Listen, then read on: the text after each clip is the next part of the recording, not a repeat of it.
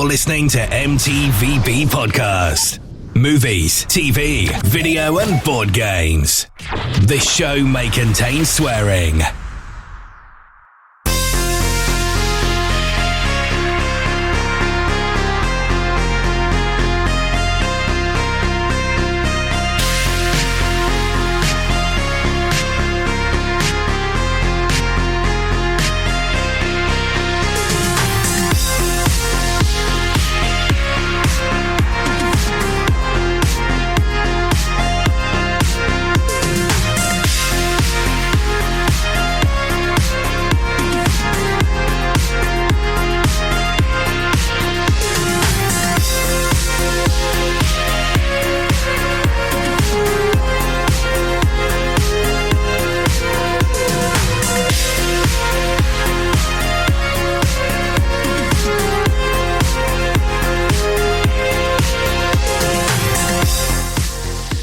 Welcome to a brand new episode of the M.T.V.B. podcast, the podcast that talks about my four favourite subjects. That's movies, television, video games, and board games. I'm your host, Anthony, as well as most people know me as the Ant-Man, and welcome. This week's episode is a video game episode. We're going to be talking about our top 5 side-scrolling beat-em-ups of all time.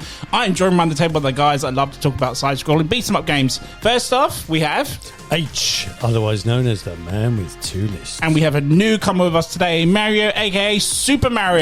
Hello, it's me, Mario. Do you know what? I wasn't going to throw in any Super Mario jokes, but he's gone straight in. Yeah, why not? Let's embrace it. Mario, obviously, work colleague, friend, and listener, and finally we got you on an episode, sir. That's it. I've been bugging you. I've been one of those that send you the lists and saying, that's wrong, you're wrong, now I'm right. And you said, get on the podcast. Get on the podcast. I've always said get on a podcast if you want to, debate it. But we got him on the show, Howard. Right, fine. He's got to be one of us. Yeah. One of us. So now I'm on. I've done my bit. I'm off now. Yeah. Don't worry. Let's have the list first, and then you can go. Let's have the list. Works. But top 5 side-scrolling beat-em-up guys. How was the list for you? I realised I was stuck in an era. Okay. I didn't realise that until I started making the list. So I started doing side-scrollers at the arcades in Pepe's Griddle in Crawley. Yes, let's have it. But even before that, Crawley Leisure Centre used to have one arcade machine between the ladies and the men's changing rooms.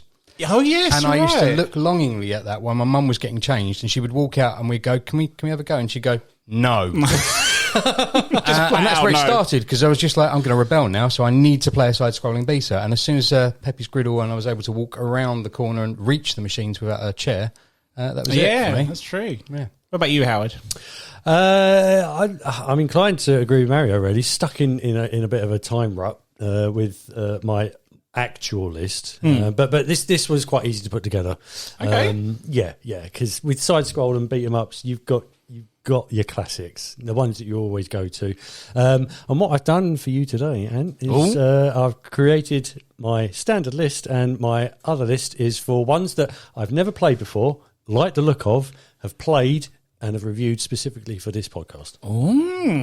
Intriguing. So we've got old faves and new raves. New raves. I like that. Nice. I do love how it's a different topic every time. Well, It's not just I honestly thought it was got what I played at home, what I played in the arcade. That's what I thought it'd be. Oh shit! I better get rid of this. Oh no, it's fine. What I borrowed and never gave back. So, how are you with side-scroller, guys? Do you still enjoy them to this day? Yeah, hell yeah. Yeah? Easy switch off. Yeah. Just sit there, button bash, and hope for the best. Absolutely. They're one of the easiest low-skill games, I think. Like, there's so little you have to do in quite a lot of them that you can just switch off and play and enjoy it. Yeah, you don't have to do like the whole RPG thing and just like, it's literally walk to one side of the screen, beat people up, that's it. Well, I mean, to become an expert in these things, you just need a massive thumb. That's true, yeah. There's very few where you have like special skill buttons. It's not like Street Fighter, just dislocate your wrist to... Even that's by accident. A half semicircle and punch sort of thing, yeah. I've just done DJ's 10-hit combo. Did he have a 10-hit combo? I don't know. What's going on? Do it again. But I've got a blister in my thumb says I was hat, but he does. Absolutely. What, in your opinion, what makes a great side-scrolling beat-em-up? So, something familiar for me. Mm-hmm. So it's always a subject or something that... Because they're never really story-driven. Like, you can't really get a decent enough story out of it because you're literally just walking along and hitting someone or doing something. So it was always something familiar. So it was a character, it was a franchise. It was something that I knew about. that made it good for me. And they made it into a beat 'em up. Yeah, yeah. And then sometimes some of the stuff, it doesn't even make sense that it's a beat 'em up. But because it's side-scrolling, it's easy. Yeah, it made fun. It was fun. Yeah, I think it just needs to be fast, fun, and frantic, really. Yeah. And if it's got a bit of a banging soundtrack, then more the merrier. Which a lot of them have banging soundtracks. I think we could do another list of just banging side-scrolling soundtracks. And honestly, that's what the other list should have been. Oh, mate! But no, we can make that into a music episode. Okay, we'll do that. Yeah, we're on it. Totally do that. Definitely. We don't get many side-scroller nowadays, beat 'em ups nowadays. As a genre, do you miss it at all, or? I think go on. Well, I do, but only because now I've got kids. It's an easy thing just to turn on, turn off. Yes, you can literally just. There's no story there. You haven't got to wait for all the screens to come down before you actually get in your character. You'll just let's turn it on. Okay, I'm him, and now I'm just going to walk along and start using whatever to take them out, or it's really good, like easy switch off game. Like you can put it on, turn it off. Some of them frustrating as hell, but the game mechanics is so simple that you can just put it down at any point and pick it up at any point. Absolutely, yeah. I mean, like you said, maybe a little bit of story at the beginning was the simple, we got to go save her. That's the object of the game, wasn't it? So let's try and do that. And like you said, even just with the old Nintendo, it's like beat the punch, 80 jump. That's it. That was it. Howard, what about you, sir? But these games didn't discriminate, did they? I mean, literally, you like you say, you got your 5 seconds of storyline, inverted commas, and then off you go. You just beat the crap out of the world. But I think they were, when we were lads, they were very much a staple of computer gaming, and it's something that, although it's not as prolific today, I think it's got its place. A lot of them seem to get rehashed now. Like we had remakes of older games. I won't say them because they might be on people's lists. But they're still not the same as what they were, are they? Even though they're a remake of the same thing, it's been done. But this is like, we talked about our theory about TV shows and movies and music. You can't really do anything new these days because someone somewhere will go, that reminds me of X. Everything's reminiscent of something exactly, else. Yeah. Yes, so it's probably because we've seen what we believe has been everything.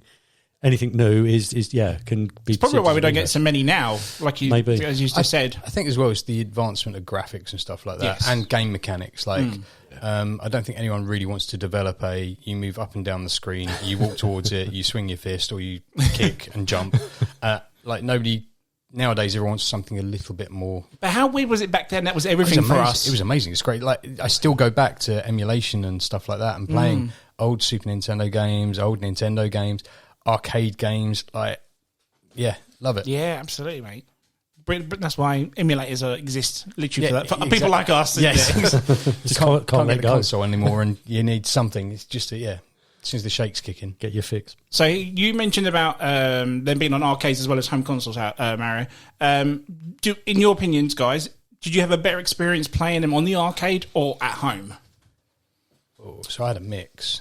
Okay. So the arcade was great when you were winning because you could do winner stayed on. Yes. And that was always the one at Pepe's was like, once you got to this part, okay, you're staying on. And then someone would go and then someone else would drop in. So you'd be able to do the 2-player co-op thing. At home, it was different because you could save it, because you could stop, because you got the old codes to come back in at some points. Yeah. You and your mates could just sit there on the Mega Drive. A weekend just disappeared playing whatever you were playing. And that was that. That was Is that when they used to put the 20p on the arcade? Yeah, to go, it was like the old pool table. You just see it just sat there and you just walk. Yeah, with a blind stare from the kid that was next. I'm next. Okay, fine. But you couldn't actually see who was next because you were focused on the game was the issue. And it's like, this is a big deal. Oh, shit. Oh, yeah, okay. Yeah. Do you want to step in? Howard, what about you, sir? A bit of a mix for me as well. I grew up on the arcade. But it was as soon as home gaming came in, I just got lost. You never saw me ever again. I walked out one day and I was 18 years old. I mean, just time passed. Where did that go? Where did that go? Yeah. No, I mean, there's a lot of examples on my list that I played furiously in the arcade. And then the second it was released on a home entertainment system, I was there. Nice. But I shall save those. Yes, save those. One more question before the top 5, guys. Can you remember any great experiences you had playing at home with another player at all? Doesn't have to mention the game because it might be in the surprise. Yeah, there is a game on my standard list. I think you're probably talking years worth of gameplay Wow, with my best mate. I'm trying to get him to listen to this podcast. He refuses to do it, so fuck you if you're listening. But now he's not going to listen now. Jesus. Yes, he will. This one game, it just got played and played and played and played to death. It didn't stop me. I'm still playing it to this day. Nice. What about you, Mary? Yes, I always go back to Old Faithful as my favourite. But like, it used to be a social event. It used to be great. Like, go around and playing the console ones. And the game on mine, like, it was the one that I go back to now. Every now and again. It's just fun.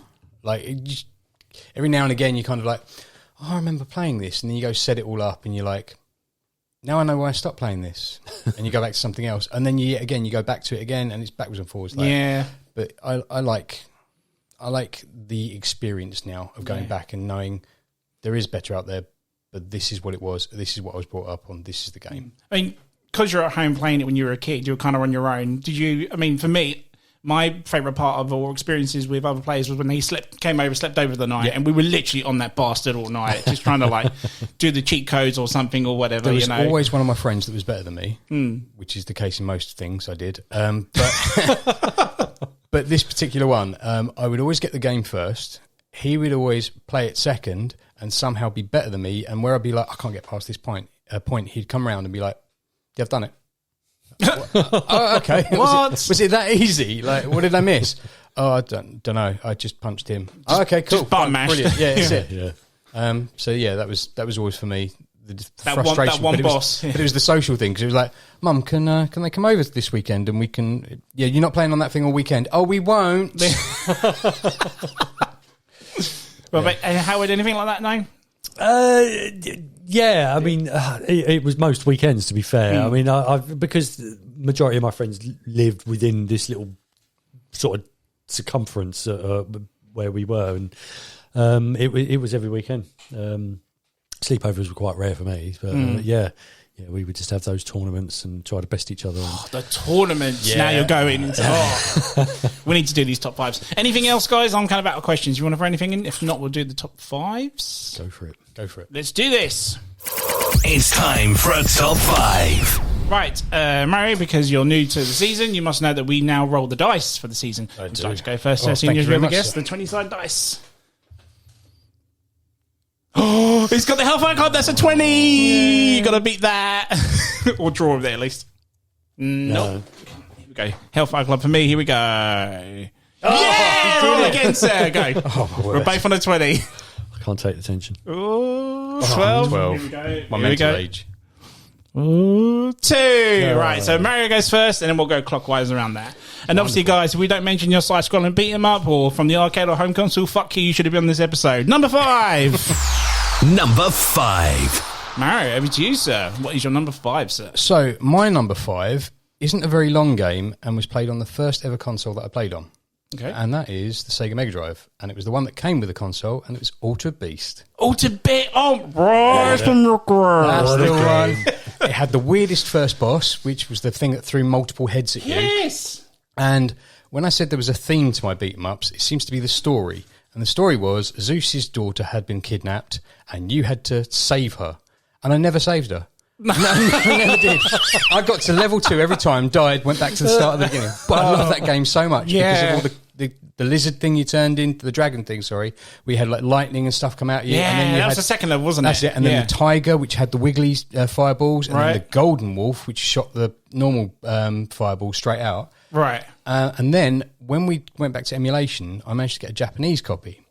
And I didn't realise you could be a lion and you could be a phoenix. What? Yes, and there was another one, but I never got. Well, that those one. are levels you couldn't get to then. No, they weren't levels. They were characters that were alternatives in the Japanese version. Oh, no way. Yeah, I didn't realise that until I got this. I never knew that either. Yeah, because when we used to get them from official sources, imported, obviously. Yeah. Imported. What was that old saying? It would always have like something JP or something UK, and I had a JP one, and I was like, oh, I'll try that. Because it works. All the others hadn't worked. And when I ran this one, it had different animals. And I was like, this is amazing. But I still didn't get any further than I did in the first Oh, really? The first one. Yeah. Never completed it, but I'll still go back to it. Even now, out of frustration or out of just sheer bloody mindedness, I'll go back to it and I'll play Can you it. remember that first time you captured that third ball and then you saw that transformation? Yes! And then the zombie comes towards you and you get taken out. And for God's sake, how difficult is this? But it wasn't even that difficult. It was just really slow when I think about it. It is, isn't it? And he plods. Yeah. Yeah. And like when you're using the control pad now, so if you actually go on a Mega Drive now and start using it, the latency on those buttons is ridiculous. There's literally a second or more to... And I say that's the reason that I can't play COD now is because I'm expecting when I press the button for it to happen a couple of minutes later. So I'm pressing it way ahead so they find out where I am. But with Alter Beast, it was like you press it, it was proper button bashing, walk towards them, beat them up or throw the fireballs at them and lightning. And it was great. Everything about it. Greek gods, changing into the Wolfman or, the dragon. It was, I loved it. Did you ever play it on the arcade at all, or was it just a Mega Drive version? I only got it on the Mega Drive and on the emulation import, but never in the arcade. It was one of those that was always there, but because I knew somebody that had it, thrifty me was like, I'm not going to spend 10p on that machine or whatever it was. Never played it in the arcade. Okay. But you still got to have great memories with the Mega Drive. Mega Drive version's not too bad, honestly. No, Mega Drive, but when you were playing it on a 14-inch screen, because because that was our 32-inch back then. That's exactly it. You go to your parents and go, I want a TV to play my console on, and you would get a toaster. Yes. But it was great. Toaster. It was exactly that. But that's my number 5. Nice, good pick. The other animal, I believe, was a bear. A bear. There you go. Ah, okay. And the Lord of the Underworld was called Neff. Yes, he was. Years I never knew what he said up until recently. I was like, that's what he says. And now I have it as a message tone. Brilliant. I think it would ruin it if you turned it into, if you modified it and brought it up to standard audio. So it'd be wrong. Childhood ruined. Destroying the magic. That's it. Destroying the magic. So Howard, number 5. So number 5, New Rave. Now, this I've only played it a handful of times. Guardian Heroes. Now, this is a game from 1996 that was introduced on the Sega Saturn. Yeah. You know it. Wonderful. Things about this game that I like is that the manga style animation. That was what initially drew me to it. This thing, basically, a supreme being has created the universe to find ultimate warriors to hire as its personal soldiers. That's it. That's the premise. You can play either Han, Randy, Nicole, or Gintiro. They are a knight, a sorcerer, a ninja, and a cleric. And you ultimately obtain the sword of the valiant warrior, and the evil knights of Valgar wish to reclaim this sword. Yeah, nice. In a nutshell. It's unrelenting. It just sounds like an updated Golden Axe, really, doesn't basically, it? yeah. But again, this goes back to the old concept of you can't do it new, so let's just rehash it and make it look better. But I remember when this first came out, this pushed the limits for the Sega Saturn. That manga anime style and the graphics for it were just like, wow. This made me appreciate the Saturn even more, revisiting this, because I was never a Sega guy. I was always a Nintendo guy, through and through, and everybody else had the Sega. Whether it be the Master System, the Mega Drive, the Saturn, whatever the platform was. But looking back, I just thought, how is revolutionary the correct word? I don't know. But it was a major step. It was either that or you had that Philips CDI at the time, wasn't it? Because Yes, I was working in Future Zone, as it was. No way, I remember that. So I was working there, and the Saturn came out, and there were 2 games you could get on it. I can't remember the other one. One was Daytona, which I loved. That was like arcade perfect. That was my racing game, because even then the bowling alley had just been built, and they had the arcade in there with the bank of Daytona machines in there, and that would be it. Go in there, you play that. 4 of them, weren't there, or something? Yeah. And that Saturn was just there, and because nobody really came in anymore because the games were getting extortionate, I'd just sit there playing Daytona, or I can't remember what this other one was, but it was like you flew through you were a dragon flying through space, shooting. Panzer Dragoon. That's it, Panzer Dragoon. And they were the only 2 games that we held in the shop. That was it. You couldn't get anything else for it, just those 2 games. And the only things you can get on the CDI were porn. That was it kept saying revolutionary games console to take her bra off. Then you realise the top 2 rows of the games for the CDI were just porn. And it's sold though. Epic, it must have sold, It sold itself into oblivion. Yeah. This game is good fun. Like I said, it's the imagery that drew me to it initially. It's a pretty standard game, but it is an unrelenting onslaught. I mean, you just literally eviscerate enemies left, right, and centre with this massive sword. But I like the fact that you can alter the storyline depending on the actions that you take. So if you make a decision along the way, if you kill a certain enemy or you kill like a villager or something like that, it will alter the storyline and alter the ending as well, because there are multiple endings. How many I don't know, but yeah, this is just a good fun game that I'd recommend. Yeah, good shout. I didn't know you knew about it. Nice. Nice. Yeah, well, I knew about it, never played it. And you can play it on Xbox now. It's backwards compatible on Xbox. Yeah. Well, I just think I played it. So the old fave. So this is the actual 5, yeah? This is the actual 5. This is the old fave is Teenage Mutant Ninja Turtles, Turtles in Time. Oh, hey, that was on my SNES episode, wasn't it? It was, yes, that's right. Nice one, so sir. I won't talk at length about it, and I think everybody knows about this game. I love this game. This is a classic arcade game, which is where I first played it. This was, I think we had this discussion, didn't we? We talked about the games that drew you to the arcade, and this was one of them. Yeah, brilliant. I mean, it's Turtles, and it honed my button mashing skills, I think we can honestly say. But yeah, looking back with an older head, I just thought how much fun this game actually was and still is to this very day. And it kind of mixed the cartoon with the films, and it gave you this kind of hybrid. But everybody was turtle mad at the time, and yeah, I mean, whether you look back now and you think, oh, this is actually a bit pony, but who cares? No, that was everything, that game when it came out. It's still one of my go-tos. Yeah, that is 100%, definitely one. 100%. And it was. Do you remember the old Crawley bowling alley? Yes, AMF. Yes, that's the one. So when we went in there, we used to play Street Fighter 2 in there, because they had the Super Street Fighter 2 machine. Yes, they did. I mentioned that on my fighting episode. So Pepe's had Street Fighter 2, the original, and then they got Turbo, and then somebody mentioned that the bowling alley had Super, so I went in there, and for a couple of months we were playing that. Then one day we went in there and there was a massive arcade machine with 4 ports on it, and out of that machine comes Cowabunga, and that was it. That was all of us sat around this machine just smashing Pizza those buttons. time! That's it. It was so good. It is still a classic to this day. And it's annoying that it never came out on a console as well.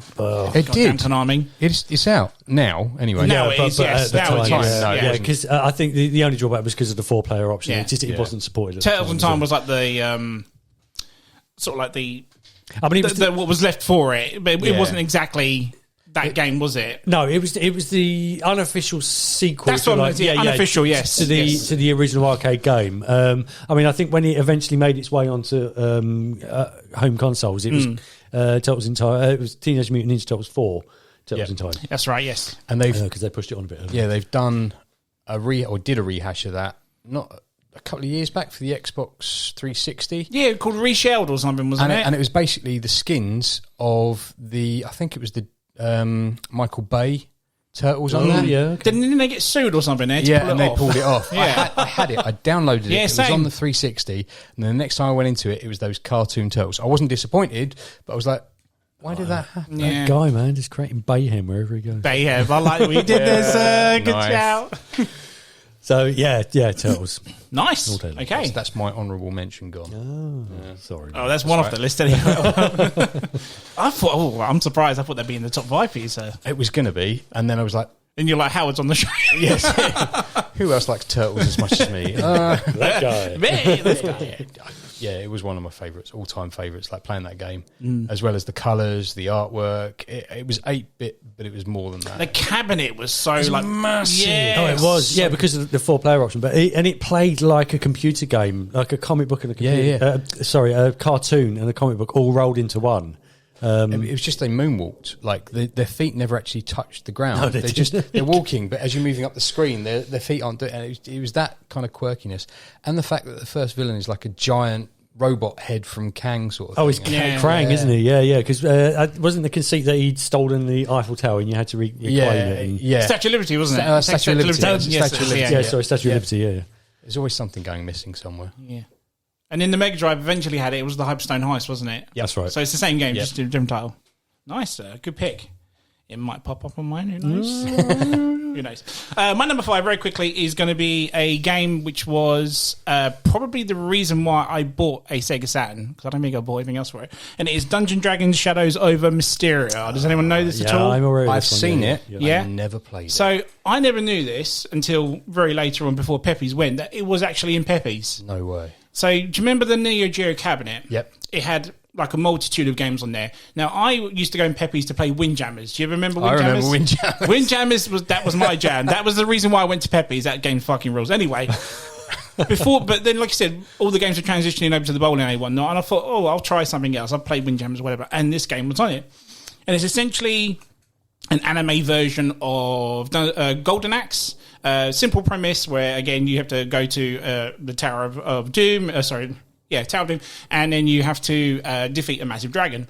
But the characters you can pick is very much like Hero Quest. One can be an elf, one can be a mage, one can be a barbarian, one can be a dwarf, whatnot. But there was a lot more to it because it had a slight RPG element, but very arcade style. So you got these things, but you could upgrade your character once the level ended. So you could up the magic more or their strength more, and then after the level finished, you can choose a direction where you want to go. So it would be a different game every time you played it as well. Obviously, I used to play this quite a bit, and then, funny enough, the Sega Saturn came out, and then they announced that it was coming out for that, and it is arcade perfect on the Sega Saturn. I can't deny it. I had to put this in here. Again, if you want to play it, it's on Xbox. It's backwards compatible. It is definitely worth it. There's a sequel on there as well, which I highly recommend if you can get both. It's about £3.50. But this game, I can't deny, I had great fun. And it was like a hidden gem I found not playing Windjammers. So happened a lot in Pepe's. Like, I can't get on that machine. What do? I'll just go to this one. Oh, I quite like this. Yeah. It's like, it's a fruit machine. No. Let's go to... And then Mortal Kombat 2's behind me there as well. That was in Pepe's first as well. That was so good. But yeah, very short but sweet. Dungeons & Dragons Shadow over Mysteria. If you're very into that type of theme, or Golden Axe or Dungeons & Dragons or whatnot, highly recommend it. It is great. Number 4's. Number 4. Back to you, Mario. Number 4, sir. So mine goes back to the Mega Drive again. Okay. Because there was that. I told you there was a time. Mega Drive had some bangers, mate. Come on. So Streets of Rage 2. Nice. So this was the game that me and my friend would play every week, and we were allowed to upgrade it to the 26-inch or 23-inch TV that they had. So we were allowed to put it on the main house TV. Wow. And play it. All 23 inches. That changed.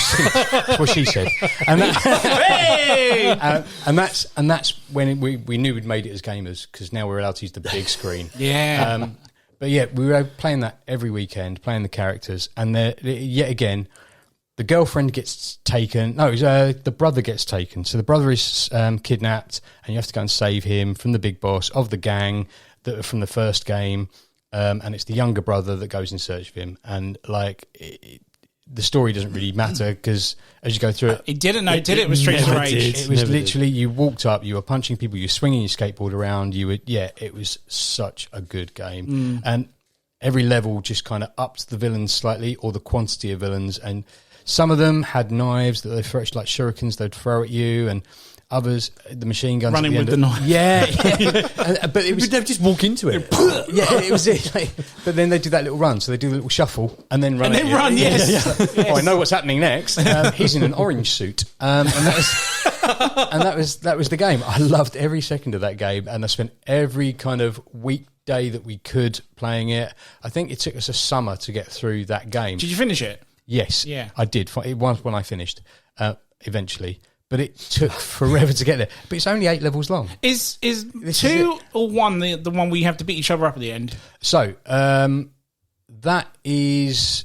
I think it's a different game. Is it? No, you're thinking... Yeah, you're thinking... I'm thinking of something else. Sorry. I always... Yeah, I think I'm thinking of another game. Yeah, you're right. But in this one, if you got to the end... It was just weird. The first game was kind of very blocky, it was the same sort of format. You scroll along, up and down, the same as all the beat 'em ups, more or less. But this one was the better one. The music in it just built to a crescendo as well. At the beginning of the level, you'd have that electronic Japanese style music, and then by the end of it, you've got this kind of rave going on, 8-bit, and you're like, okay, this is cool. It was so good. It was amazing. Yeah. And obviously, they got rid of the copper that helped you in the first one. Yep. Gave you special abilities. How did you feel with that one? Did you prefer it? But or? they replaced it, didn't they? Yeah, they did. You had all of a sudden you had sort of like Street Fighter special moves. That's didn't you? right. Exactly. It was like a double button, and you had a bar at the top as well that would give. Yeah, so it'd punish you for using it. That's You'd lose health. that's wouldn't it. you? You'd lose health because you'd hit them so hard or whatever. It was good. I liked it. I really like it. It's yet another one that if I get the emulator up and running, it goes on, because I have so many on there that you kind of go, oh yeah, I play that one. No, I played that one, and then that's the one that sticks for the longest. That's Is it your favourite out of the lot? I think so. On the Mega Drive, of those style of games, definitely, Nice. definitely. Yeah. Who was your favourite character? So I was always the younger brother, Axel. So like, Nice. Axel's the man. Axel's the man. Come on. just This little bandana. well, the thing was, I was into skateboarding at the time as well, so it was like I'm him because You're he's got a skate, skateboard, yes. and that was it. Yeah, that was cool. And there was that big fuck off wrestler guy. Max, Max, is it? Max, yeah. Max, yeah. Yeah, because it was Axel, Blaze, Max, and Skate. That's it. Yeah. That's it. Yeah, they got rid of The brother had gone, which was no. There was who was the black guy in the first one? Oh, he wasn't in it this time, was he? No, he wasn't. I can't remember No, what you he never called saw now. him again. But then Max, Well, not until 4 anyway. He got too much rage. yeah, and then Max went for the third one, and you had this kind of, I don't know if he was called Ren or Zen or something. Yes, that was the old boy who was a robot, That's right, half a robot. Yeah, Yeah. I never played past 2. Really? I think so. 4 came out for the Super Nintendo, and I just looked at it and went, "It's never going to beat 2," and that was it. And so I had the Super Nintendo. My friend had the Mega Drive, and so we kind of cross over. And then one day he bought a Super Nintendo just so he could play 4 because I refused to buy it. Really? Yeah. Okay. Yeah. Talk about rubbing it in. And then he sold his Mega Drive. So it's like all those games we've been playing, like Sonic that he had. I was like, oh yeah, you play Mario, and then we'll come around yours and we'll play Sonic. And then he got rid of it. I was like, oh. Oh, so okay. what am I going to do for my alternative now? So we're just going to borrow games from each other and stay at our own houses. Cool. Friendship. Nice one. At least that was the reason to go, because you had the different consoles at the time. that was it. Yeah. That was it. And it made it more variety as well, because like the SNES didn't have a lot. The SNES was like much graphically better than the Mega Drive, but the Mega Drive had come first. So like all those games we were playing, like Kid Chameleon and stuff like that. Kid Chameleon, yes. What a great game. Yeah, nice one, sir.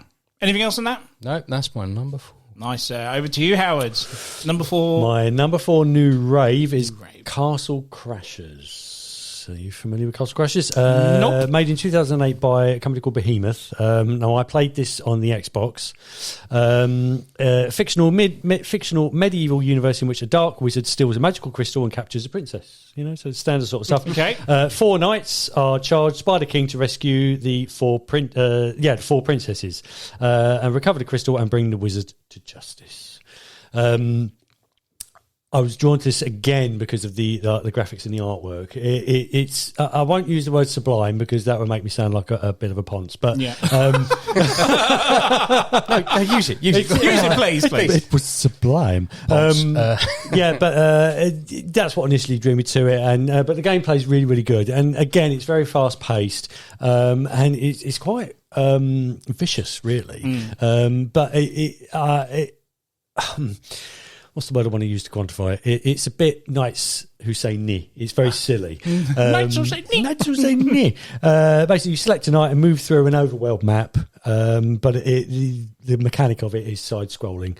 You can go up to 4 players. I mean, there's scenes in it, like there's a giant chest that you have to hack open. As soon as you hack it open, it bursts gold and money bags into the sky for about 5 minutes, and you have to just collect all of this shit. There's a horse and cart being chased by a giant spider creature, and you have to kind of make the horse go faster. And once you've rescued a princess, so yeah, it's got a lot of humour to it. I just find it really fun. Yeah, it was good. Yeah, and it's got a banging soundtrack. And okay, I need to look this up then. Never heard of it. Give it a go. Yeah, so I played this on the Xbox. I'm sure it's available on other platforms. Should still be on it. It's probably on Steam. I mean, you've got your Steam Deck, so give it a go. But yeah, it fulfills my need to bash the fuck out of everything. So nice. Yeah, that's why I was drawn to it. But yeah, Castle Crashers. That's my new rave, which I've got to admit I've gone back and played several times since because it was quite addictive. Ready for the episode? Ready for the episode. So my old fave, my number 4 old fave is Streets of Rage. Nice. Oh, the original. The first one. Oh, yeah, in all its blocky gloriness. Yeah, well, I like number 2. I like what they did with some of the upgrades and the mods, and yeah, it looked a bit cleaner, and it had that sort of Super Nintendo look about it, didn't it? Now, I played Streets of Rage on the Genesis. Genesis? What country are you from? Sorry. The Mega Drive. The Mega Drive. Like Mario said, the age-old story, ex-police vigilantes trying to rid the fictional Wood Oak City of crime syndicate that has corrupted its local government. I was always Axel. There was always Axel. And the black guy was called Adam. Adam, well done. You were battling against Mr. X, who was the evil mastermind behind the syndicate. I mean, there's nothing that I can't add to what Mario said, really. No. 2 is the upgrade on 1, but I think 1 still has that kind of classic draw to it. I mean, when you look back and you think about side-scrolling beat-em-ups, you just think of Streets of Rage. But be honest there, how bad is it when the copper comes and shoots it at fucking rocket launcher? But they got rid of all that, though. That was the thing. And this, if you were a 2-player, you had a chain gun, didn't it? I think because the first bad guy is the boomerang man, isn't he? And as soon as you wipe him out, and then you suddenly realise what this gun can do, what this guy rocking up in his police car can do, you just think, yes. At the beginning of every bit, you're like, I'll get down his life a little bit. Oh, he's hurting me. Right, that's there we go. I was saving it I'm saving this for a special occasion. And then he beats the shit out of you. You die. You come back and then use the gun again. That's it. Just get up and like, hey, that's it, done. Yeah, you're mincemeat, mate. But the elevator level, how many people do you throw off that? That was the idea. That's all you did, wasn't it? That was just go. You want to beat him? Just grab him, throw him over. Yeah, that's all you did in that bit. But that was so cool. That lift went on forever. When you get to the apartment at the top, isn't it? I mean, I spent hours just glassing people and hitting them with bits of lead piping, and it's such a fun game. Smash a telephone booth to grab a pipe or a sword or whatever it was. Grab that much needed apple. Yeah, it was always looking for something you could break in the background as well, like a crate. That's it. Or like a mailbox or something, wasn't it? Yeah. And look, there's a random turkey in a bin. I'll just take that. But also, I think this kind of birthed my because we've talked at length about our musical tastes, and I think this kind of birthed my taste in that kind of music. I'll be honest, I preferred the soundtrack in number 1 than number 2. Yeah, I mean, it had like elements of house and jungle and trance, and it's still banger today. But when you look back and you listen to this thing, and you just think, wow, actually, it was quite. And this was 1989 that came out as well, and it's all digital. The sound processors all synth. It's even that Ultra Beast. That's all synth. Yes, like, none of that is actually it is recorded, but it's then had to put through a synthesizer to get it into the chip. It's just It's crazy how they did that. But great stuff. Good. So the original Streets of Rage, number 1. Nice. Right, my number 4, no joke, is actually going to be Streets of Rage 2. Now, I had to put this in because on my Mega Drive episode, it was my number 1 game of it, and funny enough, it's a side-scrolling beat-em-up, so it makes sense to be in the top 5. Of course, can't really say anything more about it other than what Mario said about it, but. Levels were better, fight moves are better. Axel A's combo he does a little punch in the combo. He's pretty much a dragon punch in today. But I was sort of the same situation as you. So my mate had the Mega Drive and I had the Super Nintendo. But this was kind of like the first sort of sequel of a game I felt was like a sequel to a movie. It's like, oh wow, this is bigger, this is better, this is badass. It's when they started advertising it, like they actually put the adverts in like the magazines. It's like Games Master magazine and Super Gamer and all that sort of stuff. And then as you're looking at it, you're like, I need that. Yes. I don't know why I need that. I don't have the console, but I'll get my mate to buy it. There's no pictures of the game in this. It's just a picture of like, it was like a magazine or an old film cover or film poster. It's like, well, I need to play it. Yeah. Do you remember we were talking about the magazines and then we were like those really bad pictures you had to see. The power of those magazines. So the only reason I used to get a subscription to Nintendo Power was because they did a walkthrough of the Game Boy Super Mario game. Oh, really? And that was it. Like I was stuck on one little bit and then I found one of the secret coins and one of my friends went, oh yeah, if you get this, it's got all the secret bits in it. And then I didn't play the game. I just went over the top of every level because there was a secret coin at the beginning you could jump on, go up and over and just walk along the level. Oh, I finished it now. He cheated, but he achieved it. That's it. It was in the game, not technically cheating. Technically, yeah, that's true. Not like today where people can like speed run over it over a glitch. But yeah. Control Alt, Escape, God mode. I'm done. But like I said, I can't say any more about it because we've already mentioned it twice already. So we'll move on to number 3s. Number 3. Mario, back to you, sir. So, in line with turtles, but not turtles, we're going with amphibians. Oh, Battletoads. Oh, yeah. This is what a son of a bitch of a game. But So I played it originally in the arcade, believe it or not. Okay. And then when it came out on console, I played it again, and I hated it on console. Okay. And the reason I hated it on console was because it did exactly the same as what the arcade did, in that it never gave you any continue option. It never gave you any of that. Like, it was essentially the same game. It was the same game, exactly the same game. So as you would continue through, you wouldn't be able to kind of save your progress or anything in the console, or you wouldn't be able to continue, sort of thing. It would always kind of carry on. You die, start back from where you were. There was no kind of stop point. I hated that bit about it. But in the arcade, it was fine because I was spending 50p, and that was my 50p gone. Yeah. But loved every second of it. You had the 3 toads that you could choose from. Each one of them a different size, different ability. Who was your toad?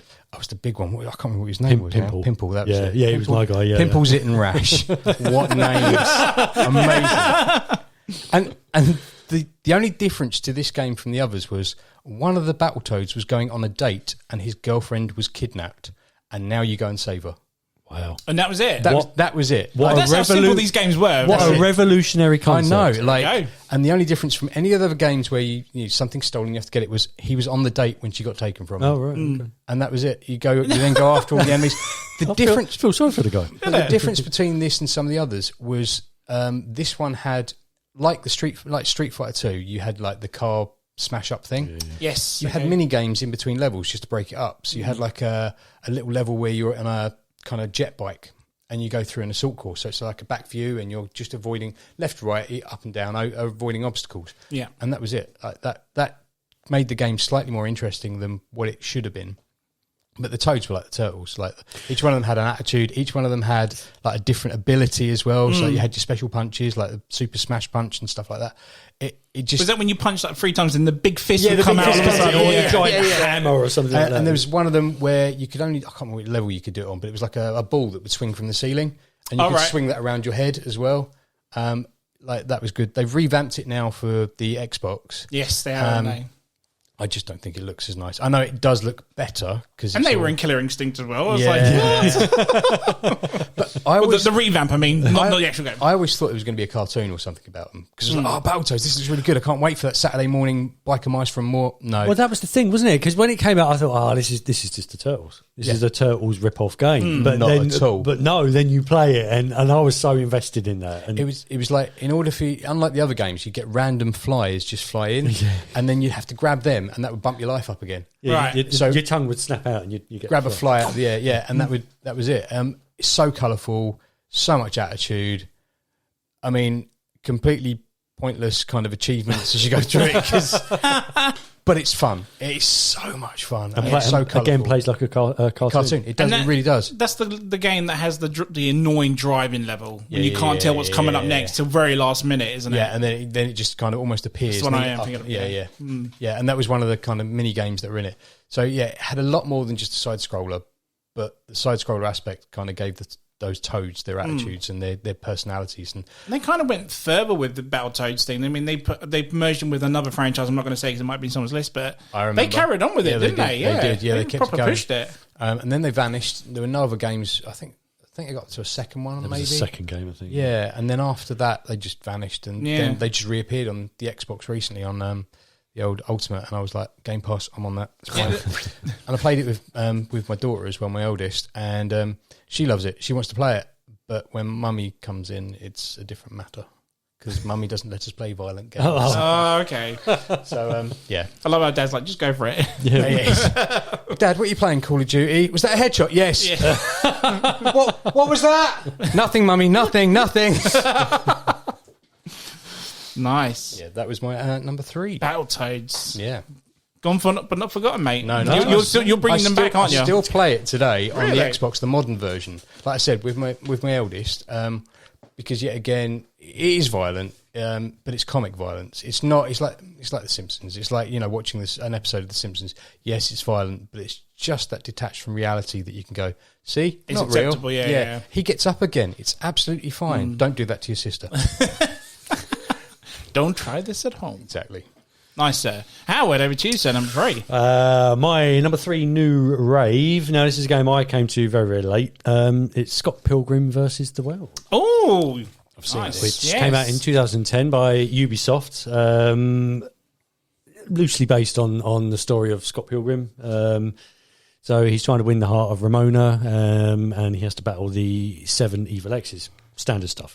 But yeah, because of course, being a computer game, this pushes this even further outside the confines of the comic book and the film, and it gives you the opportunity to really go at it hammer and tong. I just like the look of it. I like the play of it. Another nice little soundtrack there, which seems to be a running thing. Scott Pilgrim's always got a great sound. Even the movie, the film especially.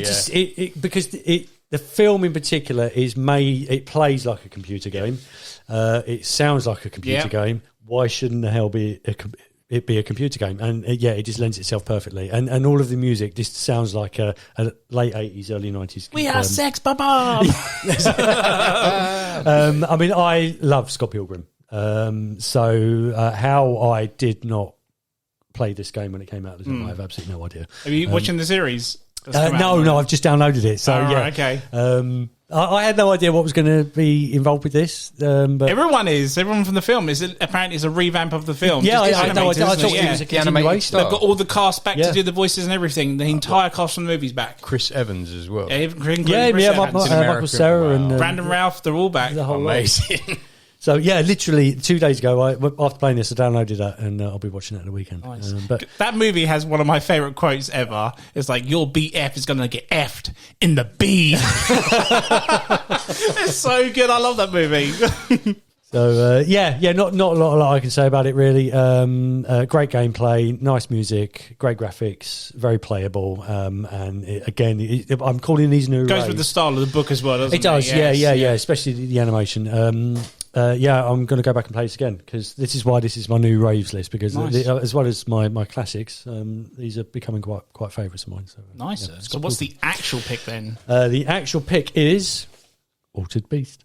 Oh, no way! Seriously? Yeah, totally. Rise from the grave. Rise from the grave. And I've actually got this written here, Rise from Your Grave. Amazing. Underlined with clunky but addictive. It is. Yeah. So everything that Mario said about this game is absolutely true, but the truth doesn't belie the fact that it is such a great game. It released as the packing game for the Master System at the time, so you had no opportunity but to play it. But yeah, brilliant. Absolutely yeah. I didn't realise you guys were big fans of it. Yeah. And this is another example of the fact that although I would say I'm a Nintendo guy, 99% of the games on this list are Sega. So I had a Nintendo. The first console I ever owned was a Super Nintendo.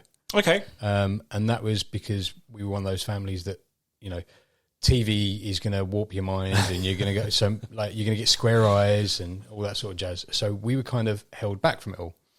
And then one day we were like, we've got enough money to buy it. So we bought one. And then everyone around us suddenly started popping up with consoles. So my next door neighbour had a Master System. My friend that I would go and visit like every day sort of thing, more or less. We hung around in school, everything. He had the Mega Drive. So we had the Super Nintendo. So come summer holidays, my mum hated it. Because everyone was in the house playing Super Nintendo, Super Street Fighter tournaments and all that stuff. Nice, but it was the import Super Street Fighter. Oh, yeah. So it had that giant cartridge thing that you put in. That's right. You had to have an official UK one in the back. That's it. So it was reading that, wasn't it? Yes. And that was how I got all the Star Wars games, because that shop that was in Crawley down by the railway, we used to go there to get all our imports. Yeah. So I had all of the Star Wars games, and they were all on import as well from there. But it was, those games were just phenomenal. And going to the Mega Drive, that was the one that I would always go back to, just because it was the first console that I ever played on. So whenever I get an emulator, it's the first, or get a new PC, the emulator goes on. It's always going to be that first Mega Drive one. Yeah, and I don't know why. Oh, okay. It's not even that great. Like, you can get modern versions that are much better, but I always go back to it. It's not, but it has nostalgia, baby. It's what it is, it's like a security blanket. It has that charm about it, doesn't it? Makes you feel comfortable. Nice. Anything else on that, sir? No, nothing that Mario has already mentioned. I love how you put Rise from Your Grave in your notes. That's just so awesome.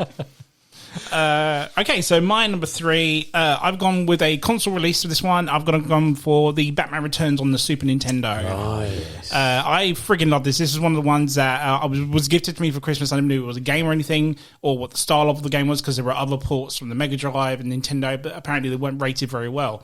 I need to find out that this is Batman in Streets of Rage. That's what this game is. It is fucking awesome. Two goons you can smash together. The two goons you can smash just like the movie, or the fact you can throw them against windows and walls now. You can do a spin attack that gets rid of all the guys around you. To this day, I've never finished this game, by the way. This is a hard son of a bitch. Especially when you go against Catwoman. I think that's the furthest I've got. But I just love how it redoes all the stuff from the movie. I remember the first time Michael Keaton actually comes on screen, they had the big Batman, light come on, and his little head pops up like 16-bit Michael Keaton. I was like, yes, because I'm a Keaton fan. But yeah, how it reenacts everything. The style of the game is not what I expected it to be. Graphic wise, is actually pretty good for a Super Nintendo. Even the score for it is quite good as well. I need to find out it's a Konami game, which did Ninja Turtles and other arcade games that didn't come, but we had Batman Returns. The Sega CD one was a completely different game. It was just a racing game. So the fact that this one here was just the one that stood out for me. Or for everyone, it was the best Batman game I still think to this day, one of my favourites. But actually to have beat up clowns and all these bosses and stuff and whatnot, and to great Konami little thing here, how every time, even on the arcade, if it was Turtles or X-Men or whatever, if you nearly killed the boss, they would start flashing red, so you knew they were going to be dead soon, sort of thing. So, and that they put that into Batman. I was like, yes, this is definitely done by the same guys. So good. I can't deny, I friggin' love this. The only annoying thing is that it was one player. And then they changed it with Batman Forever, where you could do Batman and Robin. But the fact that how could they do two player? There's no one else in the movie, so it doesn't make sense. But I reckon that's why it's up there for me. I still need to complete it. I have an emulator for it, but I still can't fucking do it to this day. It's ridiculous. But yeah, I can't deny Batman Returns for the Super Nintendo is a great game and had to be on the list. So we'll go to number 2s. Number 2. Mario, back to you, sir. So this goes back to something you said earlier about at the end of the game, if you're playing 2-player, do you have to beat up your buddy? Oh, this is it, This right? is Double Dragon. So that's why I got confused. And Fuck's sake. This is where his girlfriend gets kidnapped. That's at the beginning, right? That's at the beginning, and you have to go through and you have to beat up all the goons to get her. And if you're in 2-player and you complete the last boss, you then have to fight each other. Oh, to see who wins and gets her. To win the love of the girl. For some reason, I thought it was Streets of Rage. I don't know why. Because, of course, it comes from a period where she didn't have a choice, right? But can you remember the name of the girlfriend? She just... I I've got it can't. written down here. So I think I have. Hold on. I'm going to prove myself wrong now. Where is it? Because we talked about this.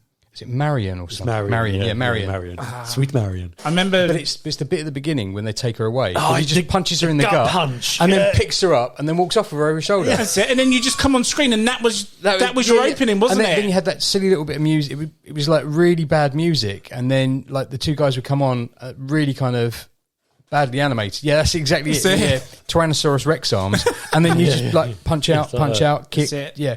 That was like a spinning hurricane kick was special, wasn't it? And that was the game that was at the Crawley Leisure Centre. That was the one that got me wanting to play these sort of games. Okay. Because it was there. It was 10p a game, and my mum could not spare me 10p a game. 10p. But that was like £1 back then, surely. Okay. Come on. Wow, thanks. Maybe 20p, mate. I don't know. But it was that game. I never completed it. It was too slow a pace for me to complete it. But yet again, it's another game. I still play out of frustration, bloody-mindedness, and I still find it fun. And this is one they've remade. They've remade something. They made a film of it in 1990. They did, didn't they? It was awful. What a sack of shit. And then they made a remake of the game that was awful, even though it looked better. But there were sequels to the game as well. There was Double Dragon 2. 3, 4. I think it was 4, was there? I think Wow. it was a fourth, and the fourth one, they tried to make it look a little bit like one of the characters actually looks like Ryo.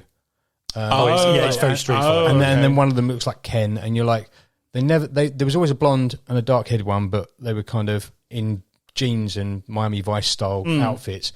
Like they looked very 80s. It played very 80s in the fact that the girlfriend didn't really have Basic a choice. Basic 80s storyline as well, yeah. But it was really good. But really, Double really Dragon good. was essentially the original Streets of Rage, wasn't it? Yeah. I remember you could pick up stuff, right? You could pick up barrels, bats and stuff, right? There was bats. I think there was a gun at one stage as well. There's a handgun, yeah. And then there's something else as well. But yeah, you can pick up the bits that they drop or bits that just kind of just appeared on the map. Like you just walk in and there it would be. Like a lot of the games as well. Like I think Turtles had the same sort of thing where you have like a manhole cover or something, but you walk up to it, pick it up, and then you could fall down there as well. Yes. It's very dark down here. Yeah. Who turned out the lights or something? Does he say? Yeah, Donatello says that. That's it. But yeah, no, that game, so basic, it set me up for playing them and just enjoying them. And then when Streets of Rage came along, it's like, that's this like is the upgrade. Yeah, this is it. This is what I've wanted to play. Or this is what I wanted that game to be like. But it's higher because it's the first one that I ever got to play properly. And it was the one that I lusted after so much. Yeah. That was the one that I wanted to play. I saw it there. I needed it. And it got higher spot and then Streets of Rage did. But I still, again, all of these I still go back to. Even though they're really old. Yes. And like I said, they're stuck in an era between the 80s and the 90s. Still play it. I still love it. I still was like there a bit at the beginning of the first level where in the background there's a garage door and it opens and Slides there's a open. big head fucking guy. Yeah, he just steps I'll out. never forget the first time I saw it. I shat myself thinking, how am I going to beat this guy? Oh, he's got hands like plates of meat. that's it. That's it, yeah. But they're all like massive bosses and stuff. And like the guys would be overbuilt. And and then, so, do you know what the gang was called? The rival gang was called? This goes back to what John was saying about tanning. Black Warriors. It was the Black Warriors. Was it really? And they were Black Warriors. Oh, they actually were? This is the game that was stuck in the 80s, and it was stuck in that stereotype. So the woman was weak, and everyone was scared of the black man. Wow. Yeah, it wasn't very PC. I'm surprised no one's kicked off about this. You know how people do now. I think They probably know about it's it been now. revised in games later. Yeah, so sure. It's just slowly. But in the original, that was it. Over time, it's got I never even thought of it like that. Yeah. I'm going to No, go you back, wouldn't. There's I'm gonna no go reason back why to you it should. now and be like, fucking thanks, Mario. You just ruined it. Just crying into your controller. me too. But yeah, no, it was that game made the start of where I was going. The start of your Skype and beat 'em ups. Loved it. Nice. Good pick, sir. Thank you. Howard, over to you, sir. Wow. So my number 2 new rave is Raging Justice. I know this. I know this one. I can't think why. This is practically like Streets of Rage in 3D, isn't it? In a way, isn't it?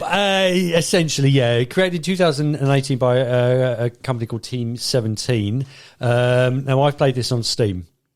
And the strapline is, with crime and corruption around every corner, it's all down to a team of hard-hitting, justice-seeking mavericks to clean up the streets with some raging justice. Nice. Such tagline. With that, how could you not play it? That's like something you'd read at the back of a VHS box. I think this is what drew me to this. But like with all of these games, it's projected itself into the 80s. So you can play as Rick Justice, veteran cop. Of course. Nicky Rage. How many times can you get justice in a sentence? Nicky Rage, the former soldier, and Ashley King, who learned everything from 80s action movies. Nice. It's like a cheesy cop drama, really. I think Gal's got this on his Steam, his Switch. Sorry, Right. I think that's how I played it. The animation's not great, but being a comic book fan, it drew me to it through the animation again, and it's quite violent. It is, But quite a lot of them are. Like, I love But it. it's quite a low, like independent type game, isn't it? It is, yeah. So the company's Team 17. I don't know anything else that they've ever made. I don't know. didn't they do Worms?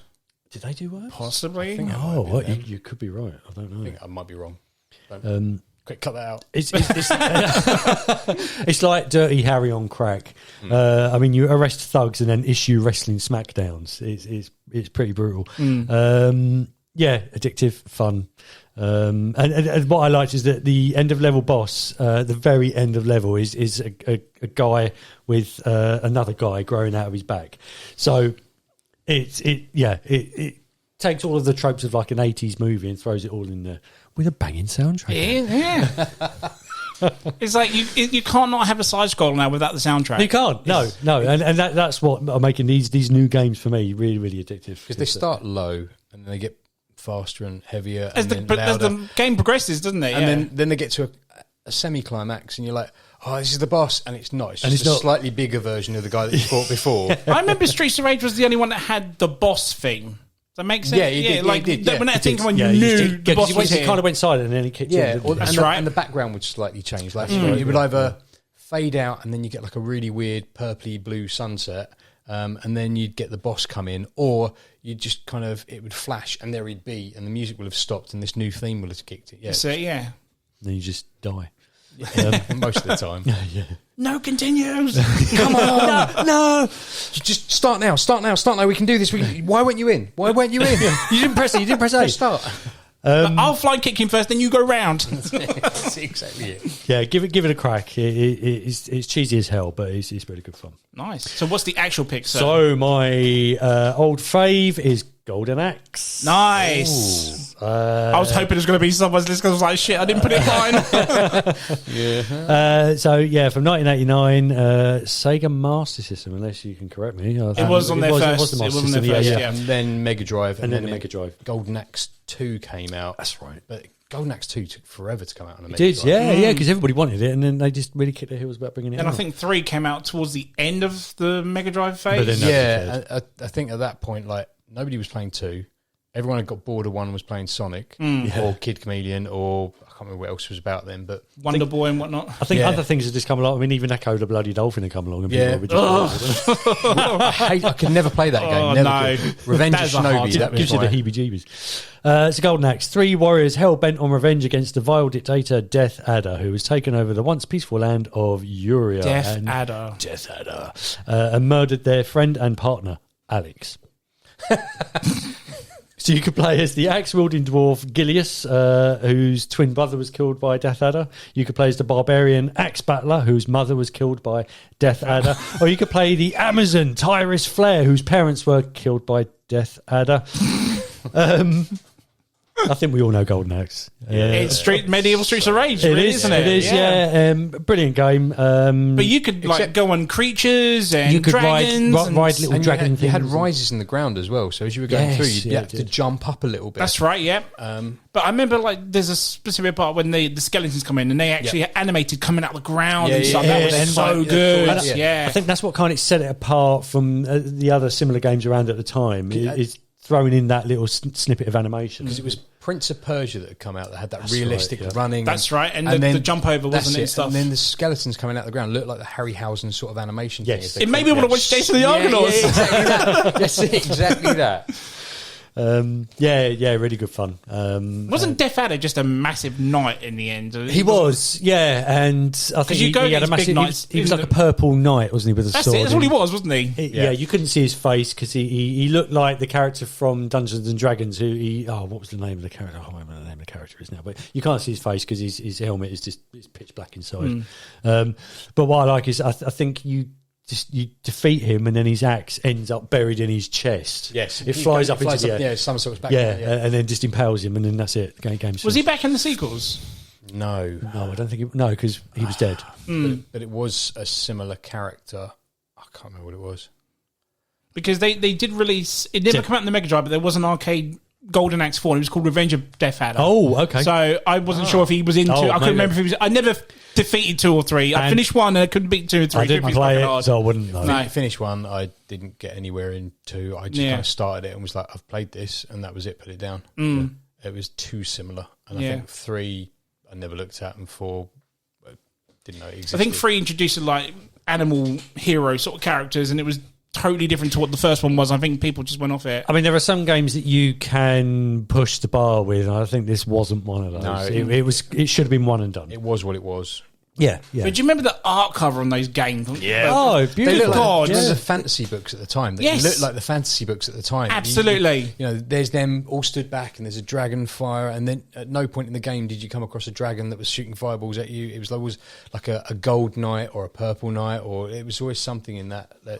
Yeah, that's it. I mean, this game is great for me because at the time I was playing D&D, I was watching D&D, and I was reading Lord of the Rings, and then because Golden Axe came out, and Nightmare was on TV. Hence why that Dungeons & Dragons was on my one, because it was the same thing, mate. It's like I can actually live this now. I can actually play as these characters. At the time, for me, this was the closest that I was getting. Yeah, it just drew me in. But they had this sort of same familiar thing as Streets of Rage. You could gather potions and upgrade your magic. A little imp would sort of scurry by, and you'd bash him with your axe, and he'd kick out sort of blue potions, and you could collect the potions, and then at any point, like with Streets of Rage, with your massive gun, you'd be able to throw your potions up in the air, and it would kill any enemies that were around. That's right. Yeah. when the woman summoned a massive dragon. That's right. It would come down like the corner of the screen and just flame everyone. Immolate everybody inside. And then, the dwarf did the lightning, and I think the barbarian was like an earthquake. A massive volcano would pop up or something, wouldn't it? That was so cool. I remember do you remember the character selection with the skeleton? Yes. Holds out the characters. That was, come on, man. That was so fucking cool. Yeah, great game. So, Golden Axe. Nice, good shout. I'm going to stick with Konami for my number 2. Mario's already mentioned them. It's The Simpsons, the arcade game. Right. This is my number 2 because this was my first sort of interaction with the 4-player aspect of an arcade. So we had the Turtles one, but for some reason my one was only a 2-player. We never had the upgraded version. But when The Simpsons came out, Simpsons were massive at the time, so you cannot deny... you can do this with 4 people now, and you literally had to like squeeze round this cabinet sort of thing. But one was for Marge, one was for Homer, one was for Bart, one's for Lisa. And it is simple as Maggie's been kidnapped by Smithers and Mr. Burns, go save her. Simple and premise as every other one we've spoken to. Why Maggie's been kidnapped by? Because she takes a diamond, doesn't she? It's in the mouth. Smithers trips over, stealing a diamond, and it falls into Maggie's mouth. She thinks it's a dummy, right? Pacifier. That's it. Yes. That's exactly it. And she's and then it's Maggie. That's it. But do you remember anyone remember the animation for this at the time? It looked like the cartoon. It looked like the opening to the cartoon. Absolutely. And again, I think this was 1989. Holy crap! This was like the best thing ever. Obviously, we never got it on consoles, which again was a shame. We got Bart versus the Space Mutants instead for some reason, which sucked balls. But as this game, man, it was like I remember Homer was the puncher, Maggie, Lisa had the skipping rope, Bart had his skateboard, combo moves as well. Yeah, Marge had a vacuum cleaner. She did. That's it. Vacuum cleaner. And Homer would grab hold of her ankles, and she would grab hold of his, and then they would roll through the enemies. Yes. That was But again, the nice little details to the stages as well. Like if you walk past a certain bit, there's Krusty on the TV, or there's Chief Wiggum arresting someone in the background, or you can steal something from them to attack other enemies. But just like all the others, you had that lift level as well. Yes, it did. It was on the building site, and you went up. Yeah. What does side scrollers have to have? I don't know if it's not a medieval one. It's a side scroller. We're going that way. Oh no, we're going up. No, we've got to go up. In every side scroller, there's still that hark back to the platformer. Yes, there is. Yeah. I think that's what that was kind of trying to achieve. And some of the boss battles in this were great. The big crusty balloon you go against, and the big wrestler. There was mini games. You remember the mini games in this? You had to push the punch button so fast so you could pump the balloon to be the fastest out of the 4 of you. Good God, man! So much to this game. I'm gutted it never came to the Mr. Burns as well. Yes, that's right. Yeah. Oh my God, man! I could go on forever about this. I'm a massive Simpson fan, but apart from that, if I wasn't, this is just such a great game, and it had to be in my list for that reason on its own. So, but not number 1. We'll find out what that is in a second. We're gonna go to number 1s. It's number 1. Bring it home, sir. Okay, I think you've just done that because mine was The Simpsons. No way! I'm sorry, man. No, that's absolutely fine. So, The Simpsons for me was the game that took over from Turtles in the bowling alley. Yes, yeah. And it was the two machines looked so similar, except the Simpsons one was just the Simpsons colours, the bright blues, the pinks. It had the massive kind of platform to play on, like the buttons and stuff. And it was the one that was most like the cartoon. So the Turtles had been one thing, but the Simpsons had just come in. And like you said, it looked like the TV show. And it had the sound effects from the TV show. Yeah. And as you walked past it, the machine was just screaming at you to play it because you heard it, you saw the colours, it flashed at you, you're there, I'm on it. Do you remember when you put your money in, it goes dun, dun, dun, dun, dun. Yeah. Well, we used to go around all the gambling machines and pick up pounds out of the slot. Nice. because that serves you right. If you're going to walk away and leave a quid in there, I'm having it. I'm having it, mate, too right. And so we would get something like £20 between 3 of us. Nice. And go to the machine. And that noise over and over again as you're just pummeling it in. And then it was a fight to get as many lives as you can. Press the 1, 2, 3, 4 button and just keep pressing it until you got lives. That's it. And then once we were done, that was it. And off we'd go after annoying everyone. Oh, can I have a go? And yeah, we've got a couple of lives left. We've got keep racking up your pounds. That's it, yeah. It's exactly Put that 20p away. That's not going to fit in here. Go away. Your coins got jammed. Shame. And then... yeah, it was that. That was it. The Saturday afternoons or Saturday mornings in some cases, as soon as that bowling alley was open, straight in there just playing the game and then hanging around until we spotted some some lowly gambler cash out, walk over with his pounds to change them, and then walk over to the machine and be like, "Oh, he's left one." Nice. Were you sitting there literally waiting? Waiting. Every time you heard the machine go off, it was almost like meerkatting. It was like, there we go, over we go. That's the machine. That's mine. Go. There's a pound. Oh, and a 50p. Well, I'm not going to get much with that, but the pound, I'm in. That's it. Yeah. We can get 4 lives out of that at least. Yeah. That was it. That was the game. That was the one that I most enjoyed out of all of them because of the Simpsons content. It wasn't uber violent. I mean, you were beating people up. But it wasn't uber. There was no blood or guts or anything in that. No, it was just silliness. It was ridiculous. The combo moves were just unbelievable. Yeah, I loved every second of that game. Yeah. And the enemies as well. That giant crusty balloon. Do you remember that? Because it was the first villain you come across. Well, no, second villain. There's like a sub-boss that's in an orange suit. That's right. Thing. The first one is the wrestler boxer guy, isn't it? Yeah. Oh, that's the first one. Right, sorry, yeah. And then you come across the big crusty balloon and you just keep hitting him. And it's similar in Turtles as well, in the fact that you go through a very similar level, it's skinned like the Turtles, and then you get to the end of it, and there's a giant headed villain that you beat.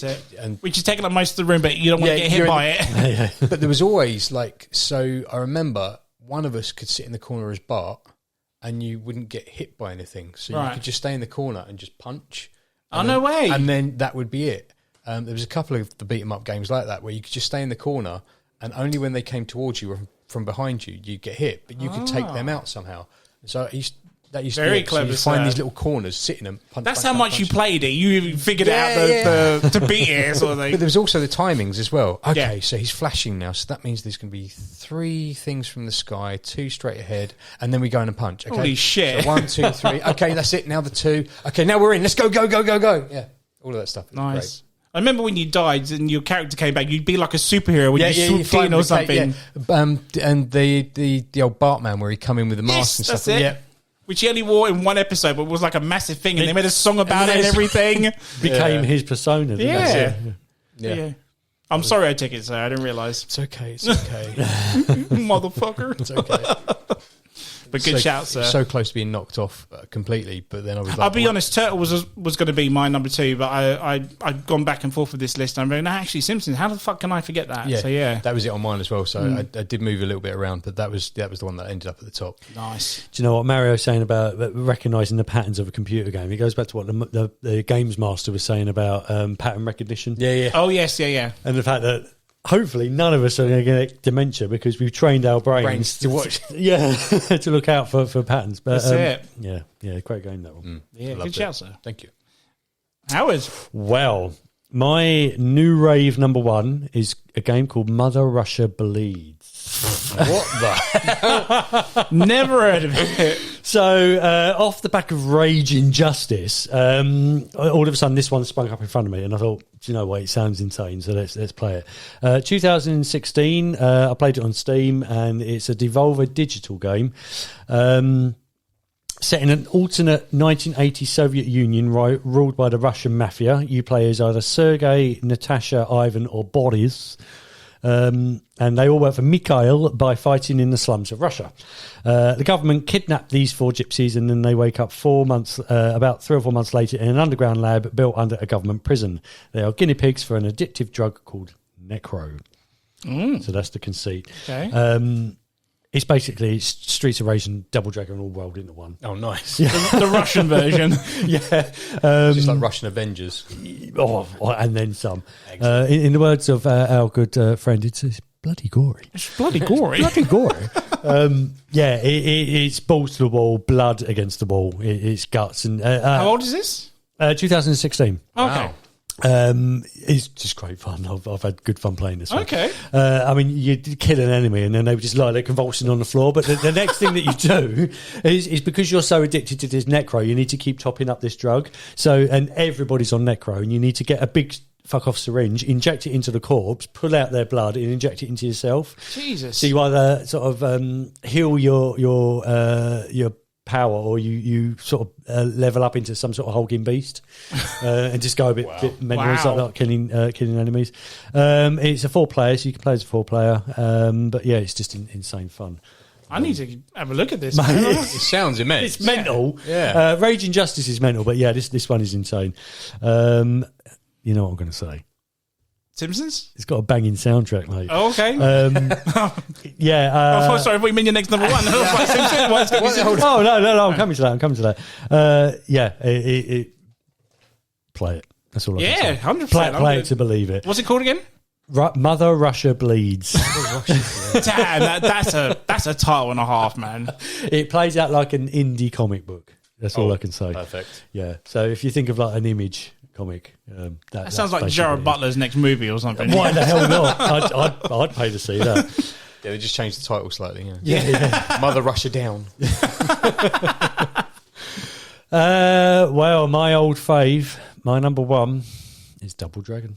Hey, nice. What do you want me to say?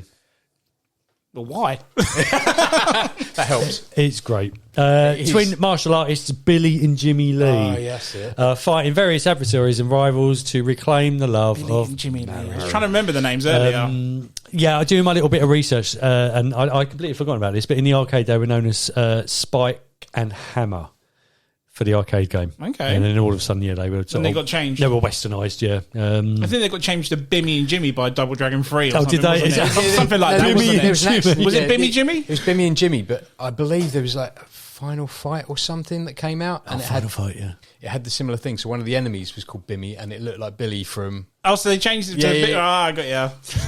What I didn't know is that the whole idea behind this was that New York City is deprived of law after a nuclear war. So this is set post-nuclear. Oh, okay. Not letting you guess it. Yeah. I never knew that. But being an 80s But that movie... explains the dude with the big head now, at least. Yeah. Well, I assume Why so. he's hiding in a warehouse, I don't know. Yeah, I don't know. He's been waiting there for 3 years for these two guys to come along. Just let him out. Yeah.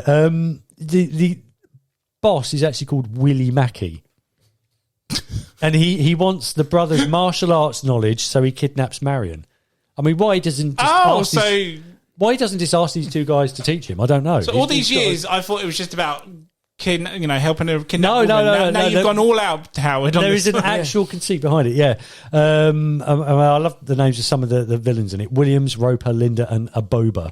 And there is even a martial artist named Chin Tamai, who won the Master System, was renamed Jeff. But obviously couldn't hack all those all those letters there. Well, how many letters can we do now? We'll use our quota, so 4. Yeah. He looks like a Jeff. Call him Jeff. What's the guy in the office next door? Jeff? Yeah, that'll do. That'll do. And like Mario said, you can pick up bats, knives and pipes, he says. But yeah, it's just addictive fun, and I go back to it time and time again. And this is the one game that I was mentioning earlier with my best mate. We've played years worth of this game. I think aside from GoldenEye, Super Mario Kart and Super Mario Brothers, I think this is the one game that I can honestly say that I've committed the majority of my time to, and I have wasted my life. It's one of the shortest games ever as well. It is, it's yeah. 8 levels, is it? 4. Oh, was it 4? 4 missions, and you've got Jesus. sub-bosses in each mission. Oh, Streets of Rage 8 levels. Streets of Rage 8 levels. Yeah. Alter Beast is only 4 as well. Is it? Yeah. But they go on for so long. Like They're still fucking difficult as fuck, man. Oh, it's not ended. And we're still going. Okay. I remember Double Dragon being as clunky as Alter Beast in a way. Is that why it's both in your list? We like clunky games. I like clockwork computers. If you can wind a hamster up and get it going, we'll play Double Dragon. I think that's why Streets of Rage was, although not number one on my list, it was streets ahead of Double Dragon because, they'd noticed the sort of lack of mechanic in it and stepped it up a little bit for it. So Streets of Rage is superior and probably the better game, but purely because of nostalgia and the fact that I do love Double Dragon, that's why it's my number one. You haven't wasted your life because you said you mentioned... I've wasted my life doing lots of things, Anthony. No. You said you had, but then you did say you were a Mario Kart champion. So you got something out there. Oh, he's got a long memory, this one. Mario Kart champion. The challenge is still out there, guys. Do we have a challenge on? Let's put it on there. Guys, if you're listening, put out a challenge. Comment below, let us know. What was the other one? Street Fighter. Street Fighter for me. No one's beaten me as Ken, ever. Okay, nobody's defeated me as Guile, so... This is happening, sir. This is so happening. So, Guile, I just hated using Guile. Oh, did you? Because Really? the whole down, up, kick, or the Sonic Boom. Sonic Boom! But I made it work. And it is now an art form. My brother used to do E-Honda, every time. Okay. 100-hand slap. Yeah. It used to be just him backwards and forwards across the screen. Oh yeah, That was it torpedo doing the thing. actual- The things, whoever you were playing against, and they would use these to the nth degree, and you would just look at it and you just think, for fuck's sake, will you just please do something else? But it's only because you were losing. It was one of my mates that just used the low punch. So every time he jumps in the air to get him low punch, that would just take you out. You're like, how? What just happened? Why has the time run out? Double Dragon was like, that was the one. It's the clunky, but it's so playable. So playable. I mean, really, I think if you go back, there are other games, but if you go back far enough, this is the one that defined the era. Iconic poster for it as well, with the, the two guys. Yeah, in there, it's like a VHS nasty, you know. Yes, it's it got does. that artwork on it, and that was one of the attractions at the time. And then when they brought the film out, they tried to imitate that with the two guys that were in the film as well. right, yeah. Doing the poster? Doing the poster with the old artwork and everything, and making the double dragon come across in that golden dragon. I mean, that came across it. okay. A valiant effort, but that film was just a pile of poo. Yeah, Super Mario's way better. Sure. Come at me, folks. I love that movie. Hold on, which one? The Bob Hoskins. Bob Hoskins one, yeah. Come on, it's good. I'm Super Bloody Mario. I'm meant to be from Brooklyn. Anything else on Double Dragon, sir? Nope. Nice. My number one, we're sticking with Konami, because let's face it, they made some absolute bangers of side-scrolling beat-em-ups, and it's going to go with the franchise, or both franchises I fucking adore, which is Alien versus Predator, the arcade game. Okay. Yep. I fucking love this game. This is the best... Whatever. Good God, where do I start? First off, aliens are on Earth and they're absolutely just, wrecking the shit out of the streets of whatever or whatnot. The fact that you can play as two different types of predators, the fact you can use the predators' lasers, they overheat so you can't keep using it all the time. Other little realistic things, you can use their frisbees, you can use their spears, everything from the movies you can do in this game. But the real kicker in this is that you can play as Arnold Schwarzenegger, but not actually him, but you play as his character Dutch. And this guy fucking choke slams aliens. He choke slams the shit out of all these xenomorphs. And he has an arm, chain gun for an arm as well attached to him. Dude, have you ever played it? No, I haven't. So good. You need to look it up. What platform? I'll hook up my arcades and you can give it a go, dude. Okay, It's fucking awesome. But again, if you're massive fans of it, there are other little nods to all the other movies. They come as bosses and whatnot. There are different types of alien queens in it as well, which come up as other bosses as well. It is just fantastic. Visually, it's stunning. This was pre Aliens versus Predator. So wasn't basically, this is not long after the comic book came out. Oh, the Dark Horse comic. Yeah, so obviously Predator 2 done the thing with it, didn't it? And then a couple of years was the book. A couple of years later after that, there was the video game. I think it still holds up to this day. The style of it is very comic-y as well. The typical Konami with the whole, flashing bosses, whatnot. Yeah, sprite-based as well. Yes. And there's an elevator level in it as well. There's a really cool level before you get to the nest where you come across other Marines and they're all against the wall. Yeah. Little aliens pop out of them and will grow and then start attacking you. Different types of xenomorphs in this game as well, which are that can either fly or crawl on walls, all that sort of stuff. There's just so much jam-packed into this. And playing it as one player, you get hordes, and I'm talking that there are loads of xenomorphs in one shot. How they were able to do it back in mid-90s, I believe, because Xbox 360 had couldn't even get many sprites on there. How did they do that on an arcade machine? Just completely wow, okay, so I'll have to use my laser or I'll have to do something. There was another character in it, which is a female character, and I remember as a kid, people were going, I bet she's Ripley, I bet this is character from, this is going to be Sigourney Weaver. It's like, she looks nothing like her. She looks like an anime, Japanese girl with her hair tied back. Turns out she's a character from the comic books, I believe. Oh, okay. I think. Don't back me up on that. I believe that might be the case. Go back and I have a mean, look. these storylines are 30 plus years old. I went back to read the Batman versus Predator. And Oh, did you? I love that book. That is fucking awesome. I just some of it I was like, this is amazing, and other bits was like, this isn't drawn very well. No. This carried on the story, but you know what? it's just not drawn very well. Like his chin wasn't. Recently, I went back and did RoboCop versus Terminator. Oh, yeah. And again, that's I just awesome. thought, I love. Oh my god, it's not actually. It's not that great. Yeah. The Mega Drive one's good. But No, I mean the comic book. Oh, the book. Yeah, the Oh, comic yes, book. yeah. Had a good storyline. Had a good premise to it. amazing Just storyline. the book It didn't translate very well. Yeah. But good God, this is. I can go on more about it, but yeah, you'd have to play the game to understand why I like it. Not just because the franchise I both like, but to put those two together, to put them into a game. And again, we never got this on the consoles. We got other shitty versions of it, especially the Super Nintendo one is fucking wank. So don't even bother with it. Get an emulator, play it. It's an absolute button mash, and it is a fucking blast. Me and Gal went to a place in Croydon that does all old arcade machines. You pay £10 and you can play unlimited amount of games. And that was on there. We were there half the day just playing that game. We just absolutely love it. Cannot deny had to be number one. It was a push between that and The Simpsons. I had to go with that in the end. So I'm going to go with that. Good choice. That's our list, guys. We have a few clashes, but honourable mentions. Do we have any? So I do. So being that I and Howard enjoy comic books, go for it. There were two that I really wanted to put on the list, but I couldn't justify it because they just weren't as much fun as the others. X-Men. Yes. And Spider-Man and Venom, Carnage, Maximum Carnage. Maximum Carnage! Holy shit, yes! Where you could play for the first time as Venom. And that was, other than the comics, that was the first time you'd ever seen him in anything kind of as a good guy. God, how did I forget that? And Spider-Man and him, and you could do the webs, and you could do all that sort of stuff, and you could walk through, and the big boss obviously being Carnage, but it was... And that was on all platforms. It was a huge game when it came out. Maximum Carnage just absolutely blew up across like the Marvel franchise. And it didn't even have Spider-Man on the box. No, it was Carnage. It was Carnage. Just over the top of it all, Maximum Carnage. Was it faithful to the book at all? No, not in the slightst. No, there was a few liberal sort of interpretations. You had other symbiotes in it. So you had Shriek, and there was another two, I think. I can't remember what they were, but they were more like bosses and stuff as you came up towards Carnage. I just... Shriek's the yellow one, isn't it? Yeah, Shriek's the female with a... Yes, she almost looks like Firestar, but with a symbiote on.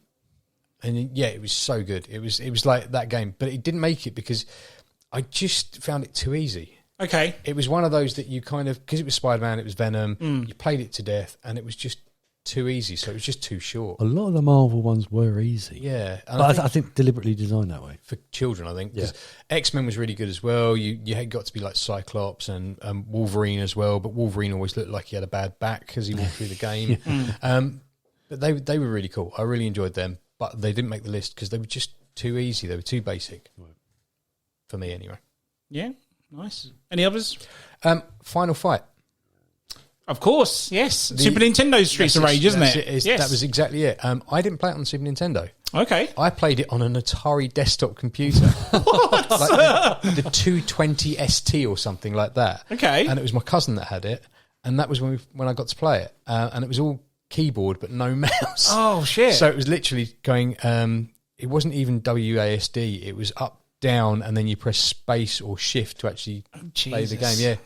It was like... No wonder why it didn't make the top 5. And it was like, and it took forever to load as well because it was like 3 floppy disks and you're putting them in one after the other to load the thing. But that was just as much fun. And that was like almost like the precursor to like the Street Fighter because I believe Street Fighter 1 was on the side-scrolling beat-em-up as well. Yeah, wasn't it exclusive for that Atari? It was, yeah. Final Fight. Nice. Howard, you got any talk? Final Fight. Yeah. Same reasons. Great game. I've got The Simpsons arcade. I've got Battletoads arcade. Yeah. I've got Street Gangs, which was otherwise known as River City Ransom. Yes, I know that. Remember that one? Yeah, it came on the blocky as shit. NES. But yeah, it was, but I played it the other day, and I just thought, this is fun. I will not be playing this. So when I talked about Double Dragon being the original, I think this is possibly where it all started. I think I'd have to go back and check years, but yeah, Street Gangs I think was probably one of the originals. Renegade. Has anybody ever played Renegade? It's a very I know the name of it. Yes, I was going to say the name sounds familiar. It's all very similar. So. Take your pick, whatever your poison is. If you want to do Streets of Rage, if you want to do Double Dragon, Renegades, it's exactly the same. Okay. And Toki. Oh. No. Don't remember Toki? Oh, and... You're a little monkey who spits fireballs. No, I can't place it. I can't place it. I'm sure I will if I see it, but yeah. Very early on, yeah, and I came to it late because it wasn't one of the games that was originally released in the UK until much later. But it was an arcade classic. Okay. So many years ago, and I've already told this story. I used to go and watch ice hockey. I was an ice hockey fiend for the local team, and that was my location for playing arcade games. And on rotation, we would go through various classics that we've already mentioned, but one of them was Toki. And this was one of my original button mashers. Could not complete it. Hated it. Loved it. Cried about it. But made the honourable mention. Yeah. So mind you, I couldn't beat Batman Returns, but it's still in the top 5. Yeah, exactly. Yeah, I mean, same with Altered Beast. Like, oh, true. Yeah. And like I said, it's only 4 levels long. How difficult could it be? I mean, I remember. They'll never struggle with the struggle we did. I remember completing Altered Beast, but please don't ask me anything about it because it would have been the once. I think I'm the same as Mario. I think I got to level 2 at a stretch, if that. I turned into the dragon and died. That's it.